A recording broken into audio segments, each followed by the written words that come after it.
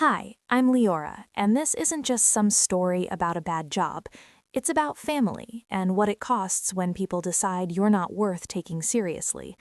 When I walked away from finance to repair broken tech on a farm out in Spokane, my sister laughed like it was a joke that wrote itself. At dinner, she lifted her glass, toasted to real success, then looked straight at me with that knowing smirk and said, "I was still trying to figure things out." The table laughed with her. I didn't. My parents didn't step in. They brushed it off as a phase. My brother told people I'd basically disappeared off the grid. I found out my sister got married after it had already happened, and when I saw her post making fun of my work in public, that was the moment something inside me stopped holding back. They called me dirty, said I chose a dead-end path. 5 years later, I invited them all to dinner. This time, I was the one holding the clicker, and the truth. But what I showed them that night, that's what wiped the smile off my sister's face. That's what made my father go quiet halfway through. You'll see. But remember this, success doesn't always arrive with applause. Sometimes it shows up in silence. The sound of glasses clinking echoed softly, like distant bells cutting through the air. I stood just outside the dining room archway, pretending to study a painting of abstract flowers along the hallway wall. Really, I was just trying to time my entrance, hoping maybe the introductions had already passed. Kala had organized the dinner for our mom's 60th birthday, hosting it in her flawless Atlanta high-rise that looked like something straight out of a design show. Everything about it was curated. The theme, powerful women in media, felt just as staged as the guest list itself. Influencers, editors, producers, all polished and practiced. And then there was me, the sister who walked away from all of it for soil, wires, and a life no one in that room respected. When I finally stepped inside, no one even glanced up. Soft jazz played beneath the hum of controlled conversations and the clink of expensive cutlery. I slid quietly into the only open seat, tucked between an empty chair and the wall like an afterthought. Kala raised her glass, her voice steady and commanding, practiced like she was still on air. "To our mother," she began, praising her grace and influence, then expanding it outward to celebrate the accomplished women gathered around the table. Applause followed. Smiles. I raised my glass halfway, but then her eyes found mine. "And to my sister Leora," she added, pausing just long enough for the smirk to settle in, "who chose a more unique direction, from bright city lights to cow pastures, from newsrooms to fixing cameras on farms. She's still figuring things out, right?" The laughter spread quickly like ripples across water. A few people exchanged looks. I caught someone mouthing "wow" under her breath. Heat crept up my neck, sharp and electric. My fork slipped slightly against the plate, but I didn't react. I didn't raise my glass. I didn't look at Kala. I barely breathed. I just sat there, perfectly still, counting seconds, waiting for it to end. They didn't notice. But something inside me sparked in that moment. Something quiet, but irreversible. A few minutes later, I excused myself, muttering something about the restroom. My heels echoed softly down the hallway as I stepped into the powder room. The air smelled like lavender and something expensive, something artificial. I looked at my reflection. No tears, no cracks, but I could see it. Something had shifted. Something sharper lingered in my expression, something that had grown tired of swallowing every insult, every dismissive glance, every story told about me without me in the room. They never saw the reality, the long nights working in freezing conditions, hands numb while fixing outdoor sensor rigs, the weak signal calls with advisors, the slow, steady progress of turning an idea into something real. All they saw was dirt under my nails and decided it meant failure, and I let them think it, because what was the point of correcting people who had already written your ending? When I stepped back into the hallway, I paused again. Around the corner, I heard my mother's voice, low and casual. "It's just a phase," she said. "She'll come back eventually, and if she doesn't, at least Kala gives us something to be proud of." I didn't move. not even a breath. My hands stayed at my sides, fingers pressing lightly against the fabric of my dress. Instead of going back to the table, I turned toward the balcony. Outside, the city stretched out like a field of diamonds, lights shimmering into the distance. I stood there, arms crossed, remembering how quiet our childhood home used to get whenever I talked about technology, about changing agriculture, about building something that didn't fit into their polished version of success. They never believed in it. They saw me as the dirty one, the one with the bad job. 5 years later, my net worth would silence all of them. But not yet, not that night. I returned to the dining room, shoulders squared, expression steady. No one noticed. Dessert had already begun, lemon tarts, espresso in delicate cups. The mood had smoothed over like nothing uncomfortable had happened. Kala was in the middle of another story, something about a panel she hosted. Gideon leaned back proudly. Maris dabbed her lips with a napkin, not even glancing my way. I waited, for anything, a word, a look. Nothing came. I sat down quietly. The tart was still cold. I ate it slowly, the sharp citrus taste harsher than expected. Around me, conversations flowed like I didn't exist, like I hadn't just been turned into a joke minutes earlier. The heat returned to my face, but this time it didn't burn, it hardened. After a while, I leaned slightly toward Kala and spoke quietly. "I've got an early flight tomorrow. I'm heading out." She smiled instantly, polished and hollow. "Of course, safe travels." No hug, no hesitation. I left without turning back. By the time I reached the rental, it was past 10, a quiet craftsman house tucked under tall trees, the kind of place meant for solitude. I slipped off my heels at the door, the silence inside pressing in around me. I set my bag down, pushed away the urge to cry, and walked into the kitchen. 1 glass of water, 2 sips, then I sat on the floor, leaning against the cabinets. I replayed everything, every word. Even Theron, who used to call me the strange genius of the family, had laughed with them. Maybe not loudly, but silence carries its own weight. I opened our family group chat. The name felt like a joke now. No messages, just a photo Kala had posted. Power dinner with powerful women, a sparkle emoji underneath. I stared at it until the screen dimmed. That was when it finally settled in.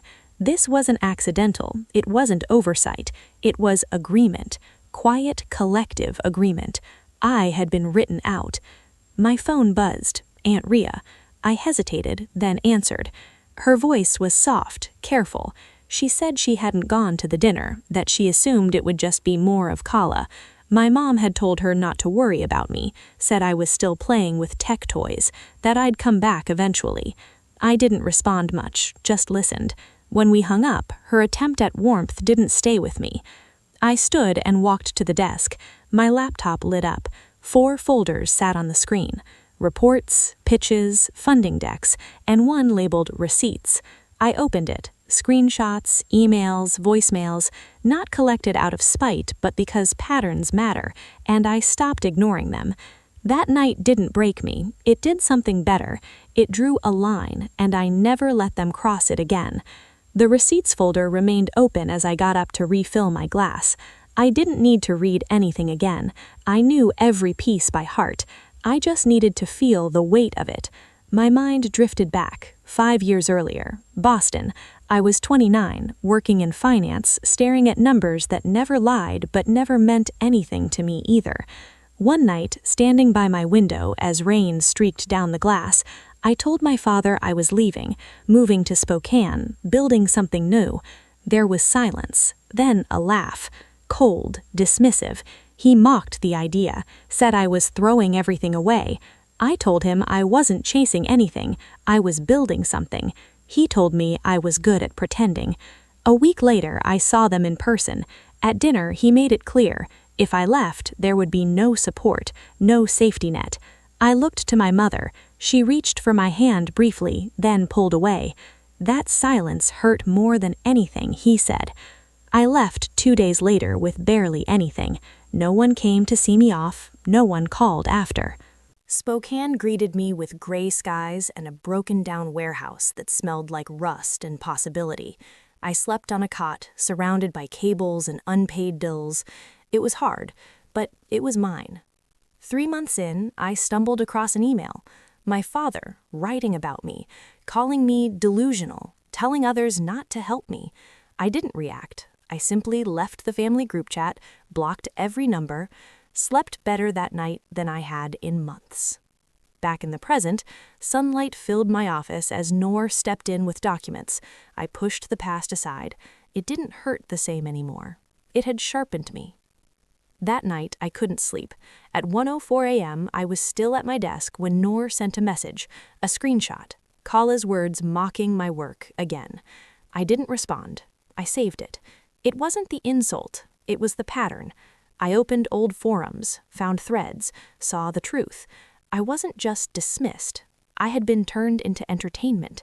So I opened a new document, Family Incident Log, and I started writing. Dates, moments, details, each one precise. Then I opened my email, typed a simple invitation, a family gathering. No emotion, no explanation, just a place and a time. I sent it. Days later, I saw the photo, Kala in a wedding dress, perfect, smiling, a moment I was never invited to. I checked the family chat, nothing. I called my mother. Did Kala get married? A pause. Oh yes, she said lightly. Yesterday. It was beautiful. I stood there, silent. I didn't even know there was a wedding. Well, she began, her tone shifting into that familiar softness she always used to smooth things over. We didn't think you'd be comfortable. It was very media-centric, a lot of cameras. Kala said she didn't want you to feel out of place. Out of place? I repeated. The words tasted metallic. You know how these things go, honey. Sometimes it's better to just keep things simple. I hung up without saying goodbye. Later that night, I stood in front of my bathroom mirror brushing my teeth. I stared at my reflection. Toothbrush paused mid-air. There was no card, no call, no RSVP to decline. They didn't forget me. They erased me. Weeks passed. Then on a Thursday afternoon, Theon texted in Spokane for work. Coffee? I agreed, not out of warmth, but curiosity. He met me at a quiet spot downtown. No prelatories, just 2 paper cups and weather talk before he leaned in. I didn't agree with it, he said. With what? The wedding, not inviting you. I said it wasn't right. I nodded, unsure whether to thank him or keep my guard up. Then he pulled out his phone, hesitated, and tapped something. She doesn't belong in my world, Kala's voice said through the speaker. She's not presentable. The words hit like a punch. I sat still, jaw tight. Theon turned off the audio. I saved it. I don't know why, but I thought you had a right to hear it. I swallowed once, then said, thank you for not deleting that. He didn't respond. We parted ways without hugging. That night, I updated the family incident log. March 22nd, wedding excluded, voice memo, not presentable. Then I opened a new message window and typed a text to Kala. Just so you know, I heard what you said.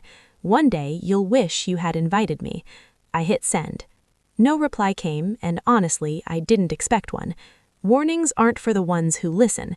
They're for the ones who think they're safe. The buzz of Noor's footsteps rushing down the hallway was always a signal. Something had happened. But this time, when she pushed the glass door open to my office without knocking, her face said more than urgency. It said war. You need to see this, she said, tablet in hand. She tagged us. I took it, not asking who she was. I already knew. There it was. Kala Sullivan, verified. There's a fine line between tech innovation and tech cosplay. Some folks are out here pretending with their farm cameras. Hashtag Yaku reality check. Respect the grind. Media realism. And beneath that, our platform tagged, our investors tagged. A punch to the throat in public format. I scrolled through the comments. Laugh reacts, applause emojis, a few corporate peers chiming in with thinly veiled shade of their own. It was going semi-viral in our space fast. Noor stood in front of my desk, arms crossed. We can't let this slide. But I didn't flinch. I leaned back in my chair, thumbs still resting against the screen, rereading the post one last time before locking the tablet. "We're not going to respond publicly," I said. "We're not sparring. We're setting a trap." She looked confused. I opened my laptop and forwarded the post, no caption, no commentary, to a senior contact I knew in Kala's corporate HR department. Her firm had strict public image guidelines, especially for directors who held public trust accounts. "Let them handle it," I said. Noor raised a brow. "That's cold." I didn't argue. I didn't smile either. The next week passed quietly. I didn't bring up the post again, didn't check if she took it down, didn't need to. Until Wednesday morning, an industry friend from LA called me out of the blue. "Hey, did you hear? Your sister got pulled into a PR freeze meeting, internal audit, reputational exposure clause or something. She looked rattled." I thanked her for the heads up, closed the call, and went back to work like nothing had happened. But inside, a switch flipped. They always thought I'd never hit back, that I'd stay quiet, passive, defeated. But the difference now was I wasn't fighting for acceptance. I was preparing for a reckoning. Later that evening, I stepped into the private conference room in the back of my office. Noor was already inside, multiple screens casting light across the table like a command center. Documents lined the wall, spreadsheets, quotes, transcripts, photo captures, timestamps, email headers, every insult, every exclusion, every manipulation mapped like evidence in a courtroom. Noor didn't need to ask. She tapped the final screen. "Everything's lined up, time to the second. We pull one trigger, there's no version of this where they recover clean." I nodded once. My voice was calm, almost eerily so. "Good." Then I looked at the display again, because I'm done whispering. The first jet left Newark at 9 a.m. A second took off from Chicago. By noon, a third rolled onto the tarmac in Houston. They didn't know where they were going, only that the invitations had come in sleek black folders sealed with gold foil and sent by courier. No explanation, just 2 lines. Travel included. Dress for dinner. A small part of me wondered if any of them hesitated, but curiosity was a powerful drug, especially in my family, where mystery usually meant money. I watched the flight tracker from my tablet. Every dot on the screen moved like a piece on a chessboard. Gideon, Maris, Olivia, even Kala, they were all in the air. For once, I controlled the altitude. "They used to fly without me," I said to Noor, who sat quietly across the aisle. "This time, I own the wings." She smirked, but said nothing. We landed in Santa Barbara first. The villa I'd rented stretched across 5 acres of coastal cliff, terracotta rooftops glowing beneath the late afternoon sun. By the time the last Rolls-Royce pulled through the gate, the staff was already in place. Each family member was handed a personalized welcome folder with their name embossed in silver. Kala glanced around the open foyer with suspicion. "Is this a brand pitch or a family meeting?" Olivia whispered back. "Maybe both," knowing her. "There'll be a slideshow inside their folders. 8 p.m., dinner. 9 p.m., presentation by Leora Sullivan." I didn't have to be in the room to feel the eye rolls. Still upstairs, I stood behind the curtain in my suite, watching their arrival from above. Their reactions were almost too easy to read. Maurice took photos. Gideon barked something about the wine being too French. Kala smiled politely but tugged her phone out with nervous fingers. Noor entered behind me. "They're here. You ready?" I turned. "Almost." We stepped out into the hall. As we walked, I caught snippets of conversation drifting up the grand staircase. "This is absurd," Gideon muttered. "Probably another startup sob story. She wants money again." My mother didn't reply. She rarely did when he played that card. Noor looked at me sideways. "Still want to go through with this?" I didn't hesitate. Now more than ever. By 7:30, the villa buzzed with dinner prep. Caterers moved like dancers. Plates were aligned with architectural precision. Wine glasses caught candlelight in soft flashes. I didn't join them for appetizers. I needed a moment. Alone in my room, I stood barefoot at the edge of the balcony, ocean stretching out like an endless blue dare. The air smelled like citrus and salt. Familiar, calming, but my mind wasn't here. It was in Spokane 5 winters ago. I could still feel the sting of frozen fingertips trying to solder a busted chip heater, the bitterness of instant coffee at midnight, the ache in my back from sleeping on folded towels. Those nights had built me. Noor knocked, then stepped in. "You sure about this?" "I'm not here for revenge," I said. She raised a brow. I smiled just slightly. "I'm here for recognition. The truth deserves a microphone." She gave a half nod. "They're waiting. Let them." I pulled my hair back into a low bun, checked the slides one last time, and straightened the lapels of my black suit jacket. This wasn't war. This was the moment before. The lights dimmed at exactly 9 p.m. No announcement, no music, no grand entrance, just silence and then a low mechanical hum as a screen lowered from the ceiling. Some shifted in their chairs. Olivia glanced sideways at her wine.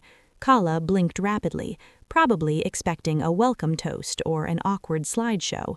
Instead, Noor handed me a remote clicker. I stepped forward. The only sound was the hush of ocean wind brushing the villa windows. "This isn't a business pitch," I began, my voice even. "It's a truth report." First slide. A grainy photo of me in the Spokane warehouse bundled in layers, soldering boards next to a rusted space heater. I didn't explain it. Click. The next slide. Our early metrics, user growth charts, pilot studies with local farmers, ROI projections for our machine vision platform. Then I paired them. Every chart came with a quote. Gideon's email. "She's delusional." Morris's voice memo. "She just needs a real job." Kala's deleted post. "Tech cosplay." Laughter didn't come. No one breathed. I kept going. A shot of our farmland's prototype at its first field test. Beside it, a text from Olivia in the family group chat. Maybe if Leora ever got out of the barn, she'd know how real tech works. I didn't glance their way, just spoke. "I documented everything, not to embarrass you, but to show you what you missed." Click. A live map of global distribution partners, logos of Fortune 500 companies, articles quoting me on the future of agritech. Click. A headline. Leora Sullivan's vision raises $30 million Series B from West Coast Syndicate. Then I paused. Some of you laughed. Some of you rolled your eyes. Some of you cut me out of weddings and family photos. Click. Final slide. Kala's viral LinkedIn post side by side with a leaked internal memo from her employer. Reputational risk. Probation. Content flagged for corporate review. Gasps. Noor didn't flinch. I didn't either. I looked straight at Kala. "Some of you mocked what I built. Now you work for companies trying to hire me." I closed the laptop. Silence. Not the awkward kind, but the kind that follows an explosion. Gideon sat back, arms folded, but quiet. Morris stared at the flickering candle. Olivia was frozen. Kala. Her face had drained of color. The Ania finally broke the stillness. "Why didn't you tell us?" I met his eyes. "I did. You just talked louder." That landed like a slap. Even Olivia winced. No one moved. No one reached for dessert. In that moment, I didn't feel triumphant. I felt clear. I hadn't needed applause. I hadn't even needed apology. I just needed them to know. What they ignored wasn't invisible, and what they dismissed didn't disappear. It grew. The morning light spilled into the dining hall, warm and golden, as if nothing had happened the night before, but everything had. By the time I came down for coffee, half the family had already left. No goodbyes, no notes. On the kitchen counter sat a copy of Forbes, neatly folded, front page facing up. The Billionaire in Boots, how Leora Sullivan outsmarted an industry and her doubters. There was a photo of me standing in front of a green AI-powered field rig. I hadn't posed for it. They must have pulled it from an investor event last quarter. My phone buzzed. A string of texts filled the screen. Some from cousins I hadn't heard from in years. "Holy crap, Leora, why didn't you ever say anything? Proud of you." I didn't reply to any of them. The family group chat was strangely quiet. Then a ping. "Kayla PR asks that no one comment on Leora's story publicly. Thank you." And that was it. No apology, just corporate cleanup. Typical. By 10:15, I'd packed my things. While I zipped the final bag shut, there was a knock on my door. Maris stood there, her cardigan slightly misaligned, hair less perfect than usual. She didn't step inside, just looked at me for a long second before speaking. "You deserved better," she said softly. "I'm sorry I didn't see it then." I could have said 1,000 things, but instead I just nodded. "Thank you. That matters." Her eyes shimmered for a moment, then she turned and walked away. No hug, no big gesture, but it was something. Back in Spokane, the sky was pale and crisp. Nor had beaten me to the office. When I walked in, she grinned and pointed toward the glass wall. There, hung between our mission statement and a plaque from our first investor, was the framed Forbes cover. Beneath it, in a small wooden frame, sat an old photo I hadn't seen in years. Me, 24, crouched on a concrete floor in a winter coat, testing circuits by lamplight. I stepped closer, brushing a finger across the glass. That girl, she looked exhausted but alive, driven, and maybe, just maybe, she'd be proud of the woman standing in front of her now. Later that night, I stayed late at the lab. The warehouse buzzed with low hums, machines calibrating, cooling fans whispering in the corners. I walked the aisles slowly, touching the edge of each new module we'd built. I passed the prototype room, the server stacks, and paused at the door marked Private Dev Labs. Inside, it was just me, just the hum of my work, my ideas, my space. I sat down at the workbench, clicked on my monitor, and opened a fresh planning doc. Across the top, I typed 2026 Vision, Expand to Africa, Soil Imaging X, Crop Prediction Beta. I leaned back. They could keep their silence, they could pretend the article hadn't hit, but the world saw it now, and more importantly, so did I. Success didn't fix what they broke, but it gave me room to rebuild what they never took the time to see. I was dirty. My sister made fun of my bad job. 5 years later, my net worth rankings silenced her. Maybe you've been there too. Maybe you've had to sit quietly while people who were supposed to love you laughed at you, dismissed you, labeled you. Maybe you've walked away from comfort, family, approval, tradition, just to build something that felt right, even when no one clapped for you. If that's you, I want you to hear me when I say your worth doesn't expire just because they couldn't see it. Not everyone gets a front row seat to your becoming, and that's okay. You're not building for applause, you're building for impact.